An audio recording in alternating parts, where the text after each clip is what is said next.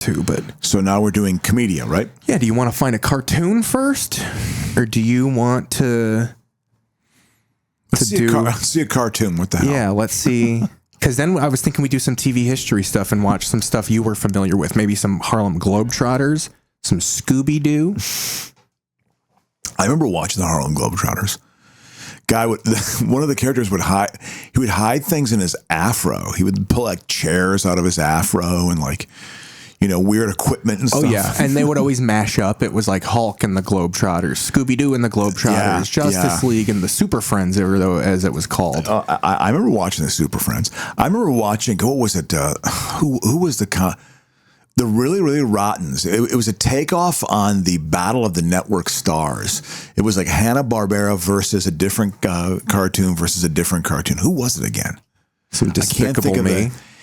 I can't think of the teams. The really Rottens were like the bad guys from all of the cartoons. They were on one team, and I can't think what the other two teams were. But these cartoons, this is like a cartoon of the movie, but they're never as popular because you can't get the cast from the movie. So that always has diminishing returns. It's always like mimic people who like sound like the movie voice actors. So like you're not getting Steve Carell. To do the TV show version of this. So I feel like shows like this that people get excited about, like, a TV show of Despicable Me.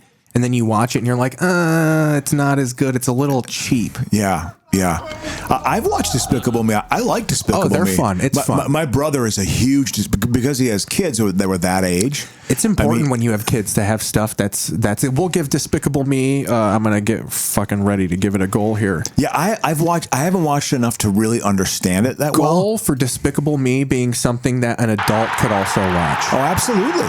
No, but my brother loved Despicable Me. He thought it was great. So 9-1. I mean, it's not like they're going to come back on the Toon. These are what do they call these consolation prize goals at this point? Yeah. I wonder, do Christian nationalists watch this and just say this is the reason why our country is going down the drain right now? No. Shows like Despicable Me. No, I hope Christian nationalists don't. Okay. I mean, maybe hardcores, because it's like any sort of non-traditional lifestyle. Like, oh, look, there's a black kid and a white kid. But like 90% everyone fucking loves Despicable Me and the Minions, dude. Okay. Because even people who think it's sinful are like, but it does make my kids not be shitty. Yeah. Like there's something to be said about that. Yeah, absolutely. Let's get this. Okay, I do the Russian voice. They had fun in the sun all day. Then their mother came out and said, the animation is just incredible, man. It's just, it's so good now. Is garbage. You actually like this? Keep reading. This is a good ride. They have a good Despicable Me ride too at Universal Studios. I'm telling you, dude. When I go to Universal all the time, dude, you got to get that pass. You move out here, you got to get the pass. Well, Jasmine gets it for free because she works there so often, so we get free tickets all the time. I went there. The last time I went there was with this couple. We can hang out with every once in a while, and I did the Harry Potter. I can only do one roller coaster. I can't do multiple roller coasters. I'm too old now. Like my body doesn't deal with it well. Like I get motion sickness and stuff. Not bad, but it's not an enjoyable experience. Like when I was a kid, I loved roller coasters. I loved the feeling. I wanted to ride them again and again and again. I cannot do that now. I would also argue the roller coasters now are pretty amazing. I mean, what they're able to do. The Harry Potter roller coaster is incredible. It's like you're in a movie or something when you're going through it. It's amazing. But I couldn't. Those video screens mess with my inner ear.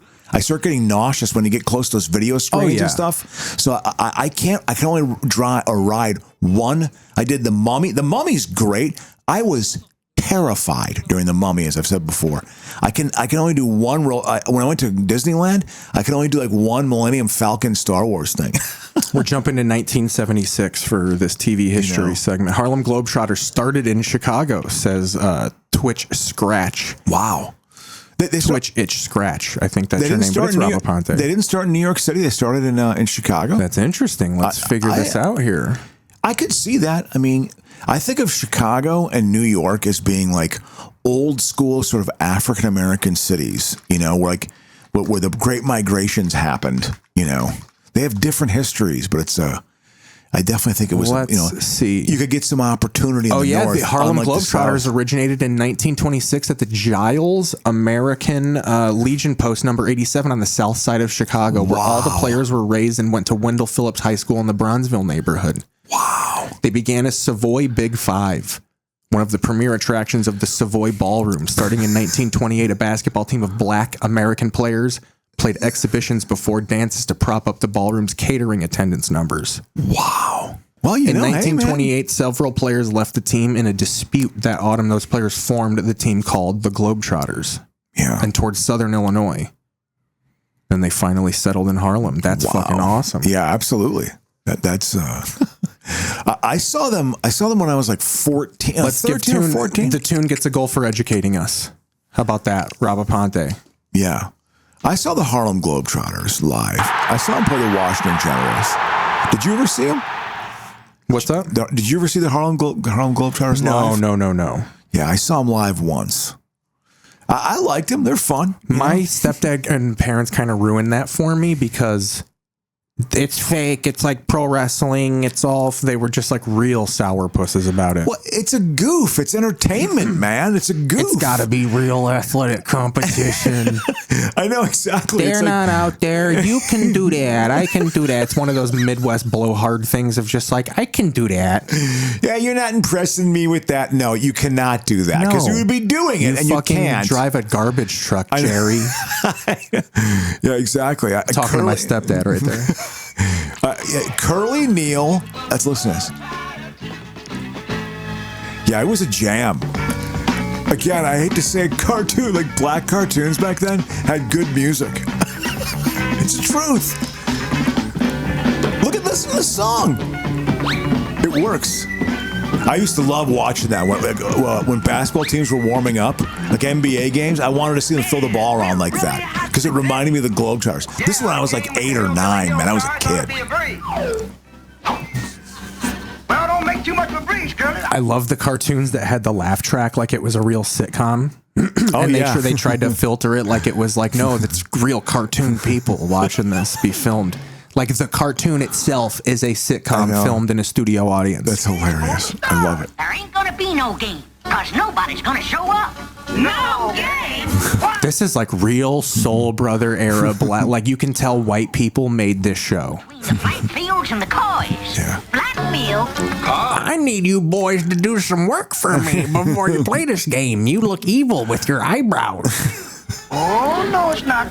We're gonna Van stop this feud.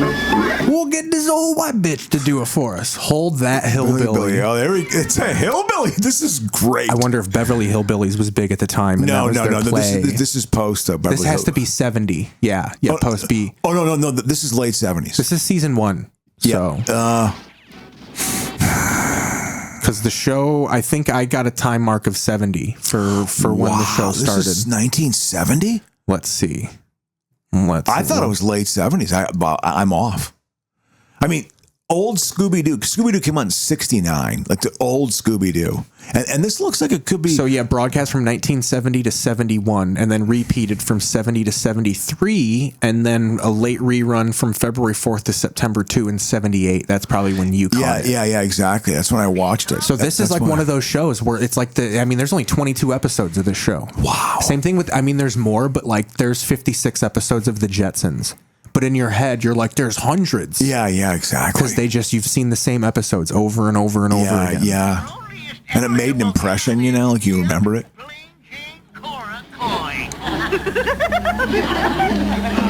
I see your problem. These are the things where lighthearted cancellation type of shit happens on this.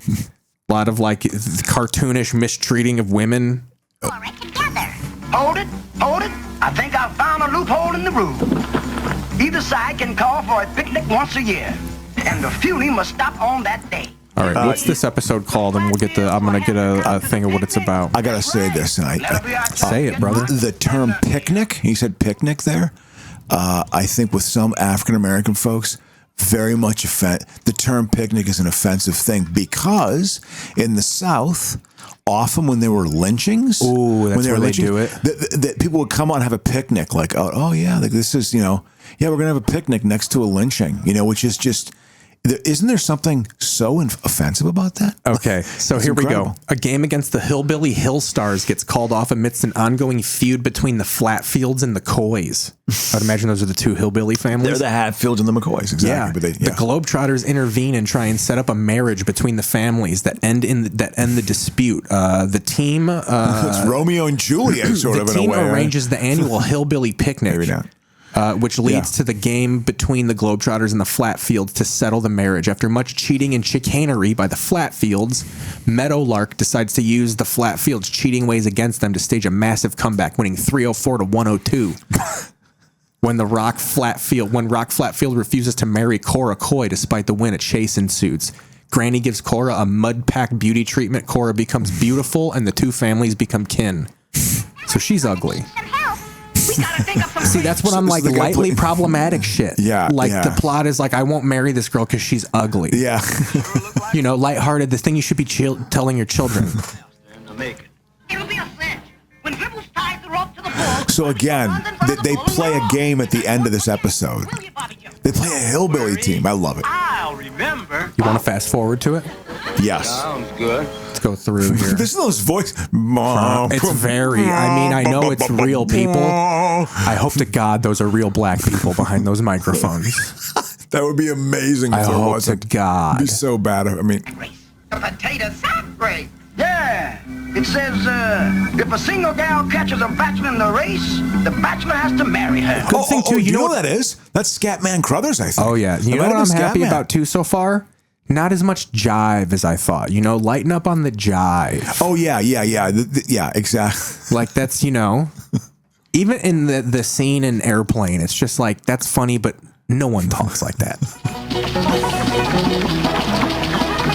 So they're setting up we make it like the family reunion, brother. The sack race. I remember doing a sack race, I think it's like a Southern thing. So I would imagine that's the formula of this show is some plot ensues and it has to be settled via a basketball game. Yeah, exactly.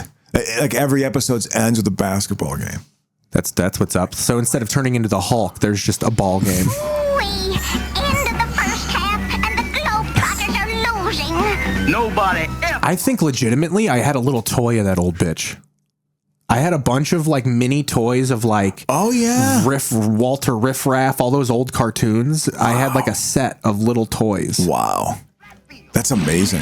Okay. Like, where'd you get them? Like, your old man had them or something? No, I mean, probably there were. That's what I appreciate about my family is you can tell I had toys that it's just like, oh, my mom and dad got this because they liked it. Oh. Like they wanted me to know about this. Oh, okay. Had a little educational side to it. That's good. Well, and very much like I think my parents. Got a gun. He's got a gun on the court. Yeah, dude, that's amazing. Goal. He was gonna shoot him. The old banana peel. I want to say this. I'm 56 years old, and you can probably tell that. I have never in my entire lifetime ever seen a single human being slip on a banana peel. Does that happen? Like actually slipping on a banana peel on a tile? It depends on if it's peeled down, like with the inside. Yeah, it could. Yes, absolutely. But I've never seen someone fall on a banana peel. No one would actually. You just see it in your forevision and be like, oh yeah, I just won't step on that banana peel. It's absurd. Like that whole wives' tale, you know, slipping on a banana peel. The gun got a goal. Yeah, that was amazing. Oh, I like this. They're running up the score.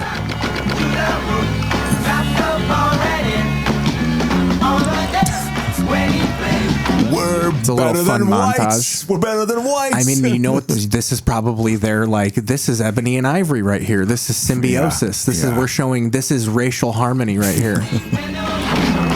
This is like the Nation of Domination versus the Hillbillies. Oh, his gut. There you go. That counts as points, obviously. Absolutely. Ain't nothing in the rule book that says you can't fucking sink a white boy for points. Uh-oh. Look at the score. Look at them. There's so many you can't even. He had another gun. Just trust us. They scored that many points. Rednecks, man. Don't touch my purse. Win or no win, I ain't about to marry up with that yuck Cora Coy. Got them, gang.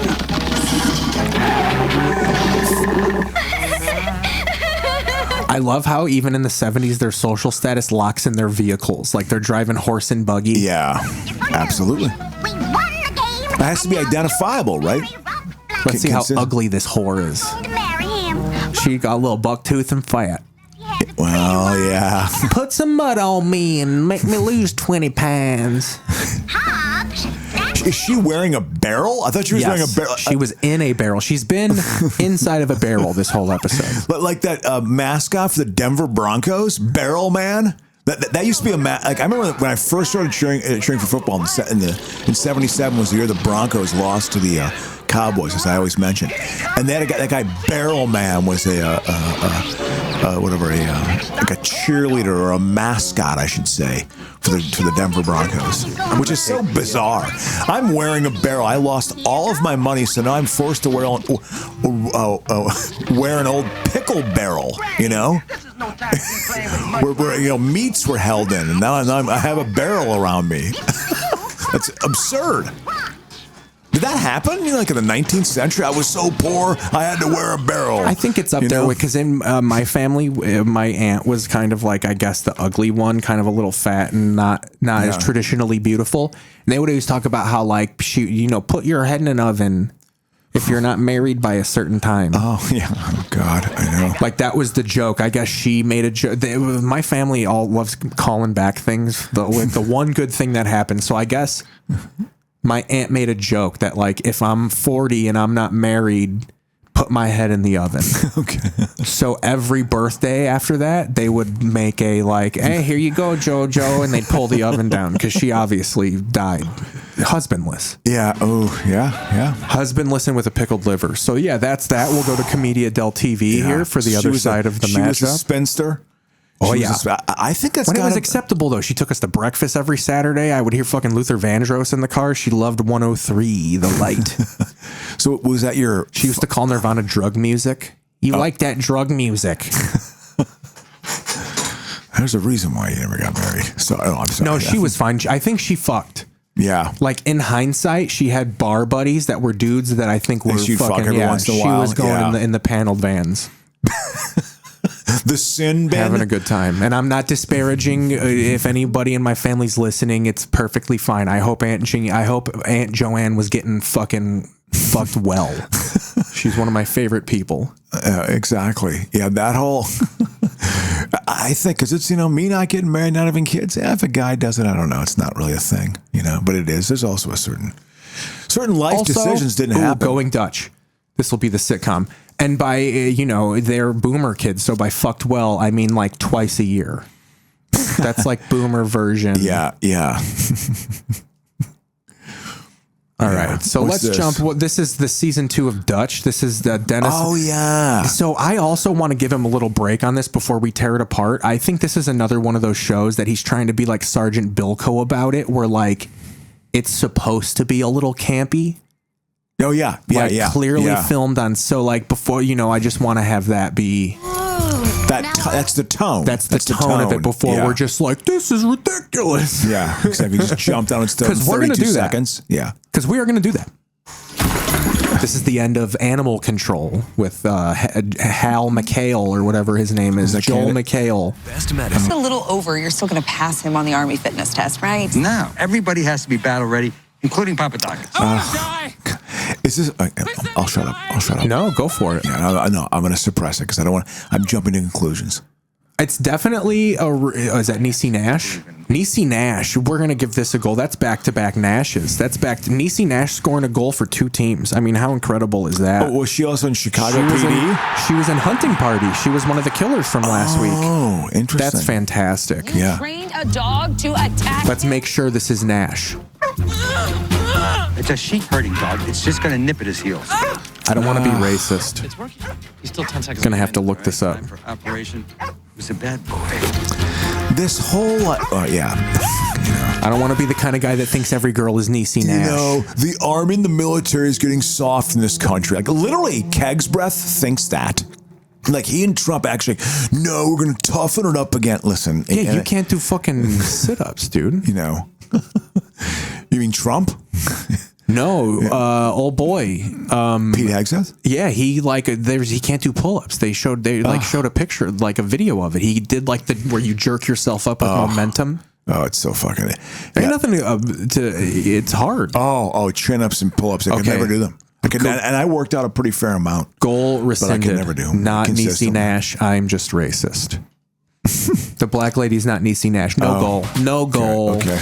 What a beauty. Took a useless bowling alley and turned it into the best. That guy is from he's from Chicago and was on Community. Cheese and Mutual. Ryan Ridley wrote for that. Oh yeah. Well, I wonder, Danny something. Danny. It's not Danny Prengy or whatever. I think I might have met that guy once. Behind my back. Sure. And I don't even destroy remember. this beautiful bowling alley. Wow. Is that Joe Morton? We were going to call ourselves the Pinup Boys. What? Wow. He's in this? Sure. Wow. Danny Pooty. I mean, he was in T2, man. He was in More T2. important than you. Joe throwing Morton. A few gutter balls. So yeah, Danny Pooty, he was born in Chicago in 1979, the son of a programmer and analyst, dude. He comes from tech. He's AI. All right. Good. I'm considered one of the greatest. Oh, these grizzled olds, General in a sitcom is where they're nestled at. Yeah. Because you're too old to be taken seriously. Let's be fucking honest about it. Yeah. Why? Why would they do that? I remember let's seeing see. Joe It was Morton in the movie Brother from Another Planet. It was the very first John Sayles movie I ever saw. It was like early 80s Harlem. Isn't that the guy I who liked did the 8 Men Out? Yes, he did that. And he also did a movie called Limbo, I like Limbo actually a lot. Because it ends with an open ending, which I like. It's an open end. It's subject to interpretation. I like that, But it's he was 8 Men Out. It's a big movie. He did a movie called what was it? It was about city government. What was it called again? Not City Hall, but it was sort of like that. Yeah, that was a totally good movie, and I can't remember the title of it. In the early '90s, just talking about this completely corrupt city and all these storylines kind of intersecting. I remember liking it a lot at that time. I wonder if it would seem dated now if I watched it, like from the early '90s. What was it called again? It just ends with this homeless guy yelling, "Help! Help!" Like urban America was really being like the underbelly of urban America was being exposed in that movie. But Brother from Another Planet was Joe Morton was in that. And he's a guy. He's a slave from a different planet that goes to Harlem, and he's getting chased by international like interstellar slavers. But he's in Harlem and he's hanging out. And he meets he has very little dialogue. He doesn't say anything. It's all just through very subtle kind of movements and moments. And I remember it being a kind of a discussion of race. And, I liked it. I remember it challenged me in a way that wasn't, I don't know, I wasn't threatened by it. It was like, no, but I got to figure this out. Like, it still kind of interested me. I got to figure this out. When I was like 13, you know what I mean? Like, it made me curious. Why did I like it? Why does this make me aroused? Trying to find an episode of Different World. It was the to intellect, watch. my friend. As Woody Allen says, the second most important organ. No, my second favorite organ. But anyway. Do you want to jump to TV history for sitcoms? You want to watch an episode of Different World from 1992 to counteract this? Nice balance to white people in the army. Yeah. The white people in the my initial impression of that show was just, it seemed like no, it's for standard military. It seemed like the show is about it's very much like what the old way was, challenging by new. I think the new that, way but kind it's of merging. Again a lighthearted way. He wants to be Phil Silvers. It's like Sergeant Bilko. Yeah, the idea of the military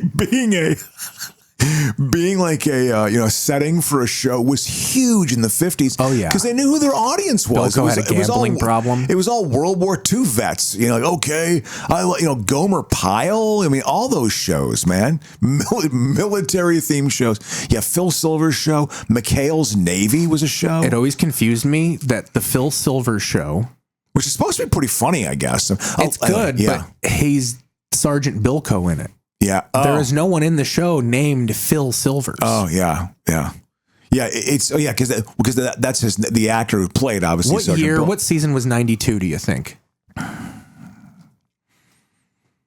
3. Here, let's see. Let's go to the... Yeah, I'm going to say 3. Oh, 87. Yeah, you might be right. Yeah. I might be off, maybe. Maybe it should be like season 5. Oh, it is season 5. Yeah. Season 6, dude. Wow. See, the last Well, it's because season how of the it- seasons cross over. Whoa! I remember having a more of kind of a hip, sophisticated look.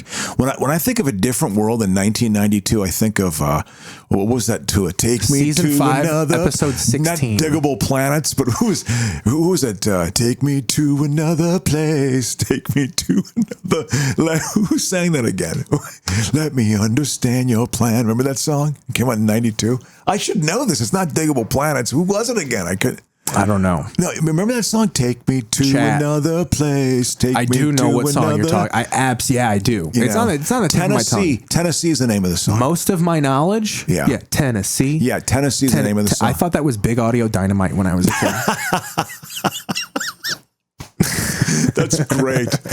Big Audio Dynamite was huge. Oh, for dude! about Everybody thought it was the Clash coming back. It was like a cheap Clash, Ross era, Ross dressed for less Clash. It's Mick Jones. Yeah, the other Clash guy, not the important one. Yeah, not Joe Strummer. I saw Joe Strummer Here we in go. concert. So we're going from Leary whiteness to hip 1992 black people, and this is not Lisa Bonet's gone. I think from the show at Yes, this point. absolutely. She's Yeah. being a witch in that movie with Lenny Kravitz. No, that came out in '87. Seek my days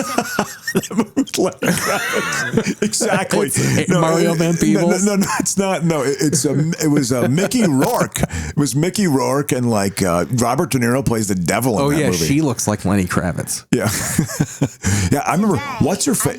That woman, Jasmine Guy, had a moment in the sun because she was in Harlem Nights that bombed. This girl right here. Yes, she was huge for like 3 or 4 years. Marissa Tomei got her start on this show. I feel like that girl, Is that that girl, I the- feel like played the same character cameos throughout the years. on the right there? Not the same character, but I feel like she got locked into this character. Oh, Whitley, absolutely. Well, if you play it well, like unfortunately, it's like, isn't that a box you could get put into? Like you're going to do your best work, and then all of a sudden people just know of you as that. It's hard enough just getting work in the industry. But I have a feeling a Jack Tripper, a John Ritter, he was typecast as Jack Tripper. I think that actually probably hurt his career in the long run. This show And he was specifically, talented. I've never seen good a show performer. more so, and maybe this is just because I don't really know how black people dress, but I feel like this show, it's just like, did they get assaulted with a fashion catalog? Oh, It's just like I get it being realistic, but it's like just peak. Every episode is just like, this is what the black kids are wearing. Well, I mean, this is what Cosby was. Well, yeah, it's the sequel. It's like a spinoff. 100%. Yeah, absolutely. Cosby produced this. So this is like, I wonder if the demographic of Cosby's getting a little bit old. Let's spin it off and try and get some youth that like think Cosby's a little lame now. Absolutely. No, it's getting more life out of it. I also think people were finding out like, oh, Bill Cosby doesn't like cool things. Yeah. Well, I always feel like there's certainly a strata of African American, certainly performers. The whole thing, like, quit telling us how to talk. Like, they definitely don't like. Well, that's what Hannibal Buress called them out on. You know what I mean? The fact that Hannibal Buress is essentially a key figure in taking down Bill Cosby is mind blowing to me. It's just mind blowing of what the modern world turned into. Like, Cosby, he was a titan and he got taken down. But he had been a creep for years. Okay, so here we go. I guess for years. Whitley is subjected to sexual harassment by her immediate supervisor. When she complains to upper management, however, he claims she was the aggressor. So here we go. Here's the grab. Well, I'll let you get back to your number crunching. Whitley, I'd like us to get better acquainted. Look at that. Come on. No one's office has like machetes hanging up on a wall. No one has that. Shit from the Serengeti. No one. hanging Come out on. You there. see what he's got saws behind him and shit. It's the sword from the slave driver that took his family over. Yeah, I mean, this sword came from the Amistad. Yeah, that background. It reminds me of Star Trek 2. Do you want to give a camp goal to this set or what? Yeah. I think there's enough in there. Yeah, I mean, this is Commedia sparked a del conversation. This is Commedia del TV really putting on the fucking, running up the score as they call it. Yeah, interesting because they were kind of down for a while, if I'm not mistaken. And then they weren't one of the weakest teams, but they weren't one of the strongest. Marissa Tomei got her start on this show too, I believe, on a different one. I think she was on an episode like in 91 or 92. So that's Commedia Del TV taking a 10-3 fucking lead over the Toon here. Man. All right, let's see this grab. Could be another goal. Oh, Absolutely. it's delayed. This is why you can't pause Netflix at all. I'm gonna die. The no dining with colleagues point. No, it's frozen. It's gonna come back off. Like the audio is off. That's okay, man.